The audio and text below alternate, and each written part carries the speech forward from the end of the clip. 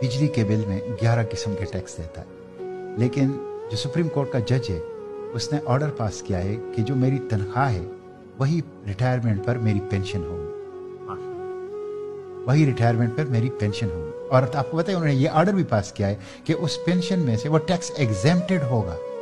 ये कौन से जज साहब हैं सर? ये सुप्रीम कोर्ट के तमाम जजेस। माशाअल्लाह। इस पे यूनानिमस बेंच बैठा। मैं आपको एक और दिलचस्प आदाद शुमार बताऊं, आप जरा इस पे स्टडी कर लें। पाकिस्तान में जो अभी पेंशन की इजाफा हुआ हुकूमत ने किया, तो आपको पता है जो सुप्रीम कोर्ट के जज थे उनकी पेंशन कितनी बढ़ी? 1,50,000 रुपए पर मंथ बढ़ गई। ब्यूरोक्रेट्स की बढ़ गई 40,000 रुपए पर मंथ। आपको पता है जो कम से कम पेंशन लेते हैं जो 20,000 रुपए वाले, उनकी पेंशन कितनी बढ़ी? 3,500। आपको पता है पाकिस्तान में जो कम से कम तनख्वाह है और ज्यादा से ज्यादा जो कम से कम पेंशन है और ज्यादा से ज्यादा पेंशन है, उसमें रेशो क्या है? 1:92। 1:92 यानी जो कम से कम पेंशन ले रहा है और जो ज्यादा से ज्यादा पेंशन ले रहा है वो 1:92। और आपको पता है बरतानिया में ये रेशो कितना है? 1:11।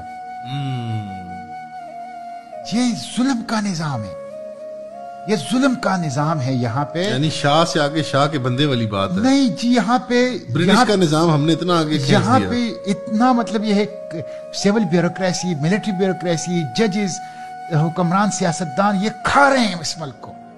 आप अंदाजा नहीं कर सकते कि इस वक्त ये एक तो करप्शन है ना, वो तो मैं आता हूं, वो तो दूसरी बात है, वो तो इसके अलावा है। ये वो हैं जो इन्होंने जायज अपने लिए रखे हुए हैं, जायज मरात रखे हुए हैं।